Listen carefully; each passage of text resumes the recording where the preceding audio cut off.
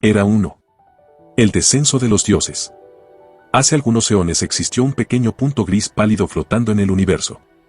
Era un planeta inhóspito, totalmente estéril, como la mayoría de los planetas en realidad. Este planeta era Lurix en sus inicios.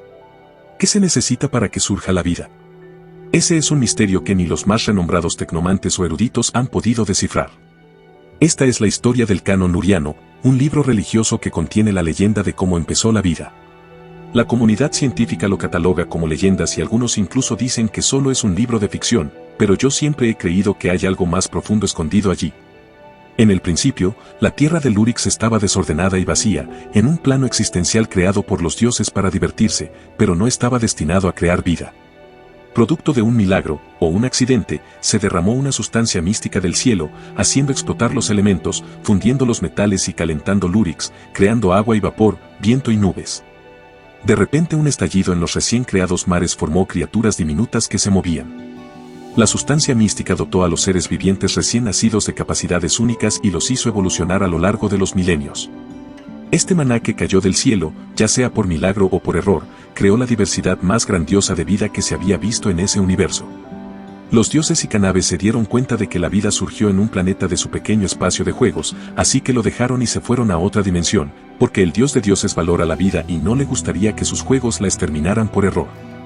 Pero hubieron 2 Canabes que se quedaron, Keyatra y Alom, que eran muy competitivos, querían dominar cuanto antes sobre seres inteligentes y se les concedió ser los dioses de Lurix.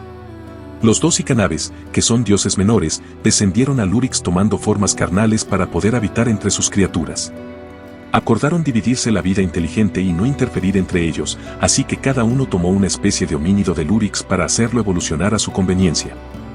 Keyatra creó la raza luriana, seres con gran fuerza física, pero que no destacan en magia o en inteligencia. Alom creó a los Cadopinos, una raza inteligente, cuyos varones eran hábiles en las artes mágicas y las hembras tenían cualidades físicas de animales. Los dioses ordenaron a las primeras familias inteligentes la forma en que querían ser adorados, formando así cada uno su religión y su cultura.